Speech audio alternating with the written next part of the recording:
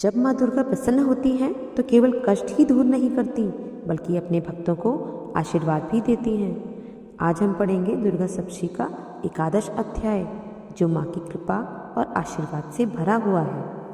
जय माता दी।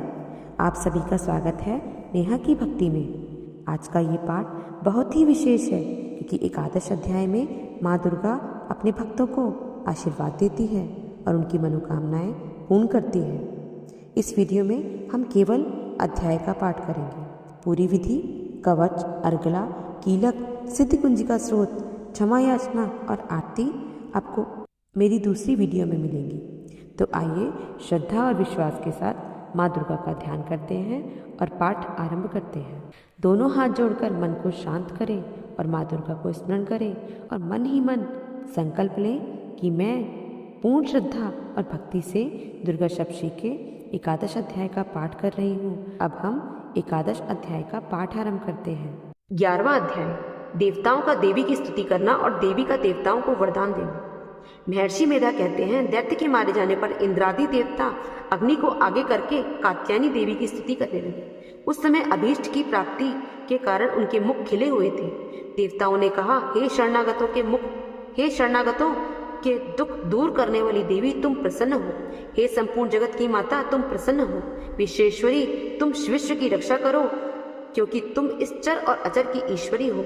हे देवी, तुम संपूर्ण जगत की आधार रूप हो कि तुम पृथ्वी रूप में भी स्थित हो और अत्यंत पराक्रम वाली देवी। तुम विष्णु की शक्ति हो और विश्व के बीच परम माया हो और तुमने ही इस संपूर्ण जगत को मोहित कर रखा है। तुम्हारे प्रसन्न होने पर ही यह पृथ्वी मोक्ष को प्राप्त होती है। हे देवी, संपूर्ण विद्याएं तुम्हारे ही भिन्न भिन्न स्वरूप हैं। इस जगत में जितनी स्त्रियां हैं वह सब तुम्हारी ही मूर्तियां हैं। एकमात्र तुमने ही इस जगत को व्याप्त कर रखा है। तुम्हारी स्तुति किस प्रकार हो सकती है, क्योंकि तुम परम बुद्धि रूप हो और संपूर्ण प्राणी रूप स्वर्ग और मुक्ति देने वाली हो। अतः इसी रूप में तुम्हारी स्तुति की गई है। तुम्हारी स्तुति के लिए इससे बढ़कर और क्या युक्तियां हो सकती हैं। संपूर्ण जनों के हृदय में बुद्धि रूप होकर निवास करने वाली, स्वर्ग तथा मोक्ष प्रदान करने वाली हे नारायणी देवी, तुमको नमस्कार है।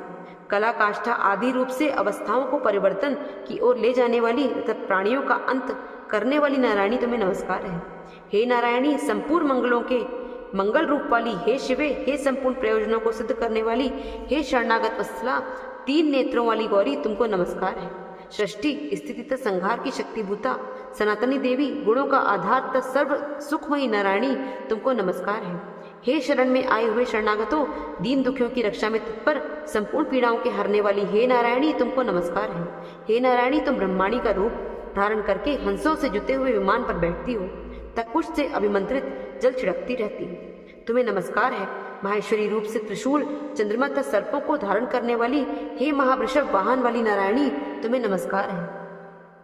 मोर तथा कुक्कुटों से घिरी रहने वाली महाशक्ति को धारण करने वाली हे कौमारी रूप धारणी निष्पाप नारायणी, तुम्हें नमस्कार है। हे शंख, चक्र, गदा, शांग, धनुष रूप आयुधों को धारण करने वाली वैष्णवी शक्ति रूपा नारायणी, तुम हम पर प्रसन्न हो, तुम्हें नमस्कार है।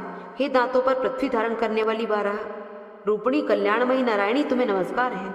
हे उग्र नरसिंह रूप से दैत्यों को मारने वाली, त्रिभुवन की रक्षा में संलग्न रहने वाली नारायणी, तुम्हें नमस्कार है।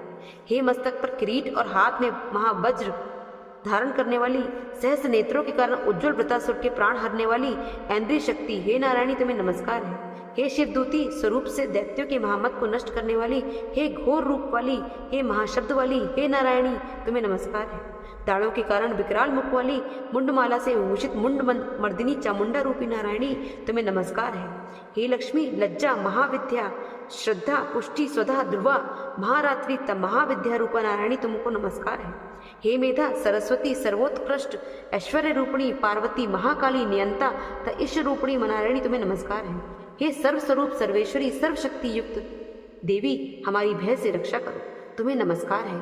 हे कात्यायनी, तीनों नेत्रों से भूषित ये तेरा सौम्य मुख सब तरह के डरों से हमारी रक्षा करे, तुम्हें नमस्कार है। हे भद्रकाली, ज्वालाओं के समान भयंकर, अति उग्र एवं संपूर्ण असुरों को नष्ट करने वाला तुम्हारा त्रिशूल हमें भयों से बचावे, तुमको नमस्कार है। हे देवी, जो अपने शब्द के इस जगत को पूरित करके दैत्यों के तेज को नष्ट करता है, वह आपका घंटा इस प्रकार हमारी रक्षा करे। जैसे कि माता अपने पुत्रों की रक्षा करती है, हे चंडिके, असुरों के रक्त और चर्बी से चर्चित जो आपकी तलवार है वह हमारा मंगल करे। हम तुमको नमस्कार करते हैं। हे देवी, तुम जब प्रसन्न होती हो तो संपूर्ण रोगों को नष्ट कर देती हो, और जब रुष्ट होती हो तो संपूर्ण वांछित कामनाओं को नष्ट कर देती हो।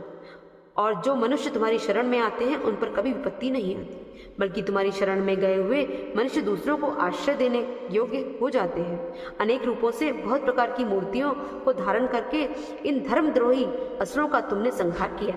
वह तुम्हारे सिवा और कौन कर सकता है। 14 विद्याएं, 6 शास्त्र और 4 वेद तुम्हारे ही प्रकाश से प्रकाशित हैं। उनमें तुम्हारा ही वर्णन है।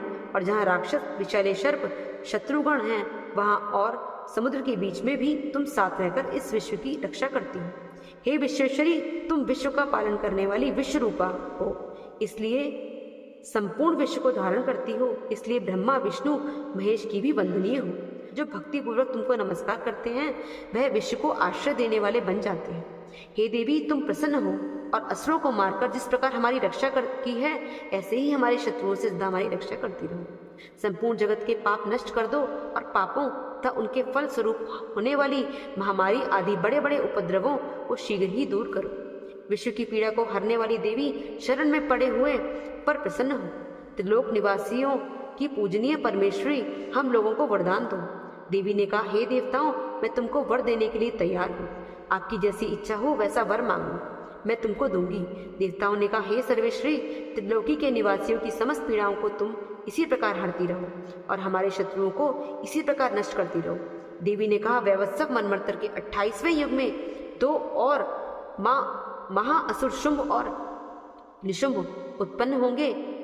उस समय मैं नंदगोप के घर में यशोदा के गर्भ से उत्पन्न होकर विंध्याचल पर्वत पर शुंभ और निशुंभ का संहार करूंगी। फिर अत्यंत भयंकर रूप से पृथ्वी पर अवतीर्ण होकर अव्यप्रचित नामक दानवों का नाश करूंगी। उन भयंकर महाअसुरों को भक्षण करते समय मेरे दांत अनार के पुष्प के समान लाल होंगे। इसके पश्चात स्वर्ग में देवता और पृथ्वी पर मनुष्य मेरी स्तुति करते हुए मुझे रक्तदंतिका कहेंगे। फिर जब 100 वर्षों तक वर्षा न होगी तो मैं ऋषियों की स्तुति करने पर आयोनिज नाम से प्रकट होंगी और अपने 100 नेत्रों से ऋषियों की ओर देखूंगी। अतः मनुष्य शताक्षी नाम से मेरा कीर्तन करेंगे। उसी समय मैं अपने शरीर से उत्पन्न हुए प्राणों की रक्षा करने वाले शाकों द्वारा सब प्राणियों का पालन करूंगी। तब इस पृथ्वी पर शाकंभरी के नाम से विख्यात होंगी और इसी अवतार में मैं दुर्ग नामक महाअसुर का वध करूंगी और इससे मैं दुर्गा देवी के नाम से प्रसिद्ध हूँ। इसके पश्चात जब मैं भयानक रूप धारण करके हिमालयवासी ऋषियों, महर्षियों की रक्षा करूंगी, तब भीमा देवी के नाम से मेरी ख्याति होगी। और जब फिर अरुण नामक असुर तीनों लोगों को पीड़ित करेगा, तब मैं असंख्य ब्रह्मरों का रूप धारण करके उस महादैत्य का वध करूंगी। तब स्वर्ग में देवता और मृत्युलोक में मनुष्य मेरी स्तुति करते हुए मुझे भ्रामरी नाम से पुकारेंगे। इस प्रकार जब जब पृथ्वी राक्षसों से पीड़ित होगी, तब तक मैं अवतरित होकर शत्रुओं का नाश करूंगी। इस प्रकार आज का 11 अध्याय का पावन पाठ पूर्ण हुआ। माँ दुर्गा की कृपा से आपके जीवन में सुख, शांति और समृद्धि का वास हो। जो भी सच्चे मन से माँ का स्मरण करता है, माँ उसकी हर मनोकामना अवश्य पूर्ण करती है। पाठ को पूर्ण करने के लिए पूरी विधि का पालन करना अति आवश्यक है। इसकी जानकारी हमारी दूसरी वीडियो में दी गई है। अगर आपको ये पाठ अच्छा लगा हो तो इसे अपने परिवार और मित्रों के साथ ज़रूर साझा करें और कमेंट में लिखें जय माता दी। कल फिर मिलेंगे अंतिम अध्याय के साथ। जय माता दी।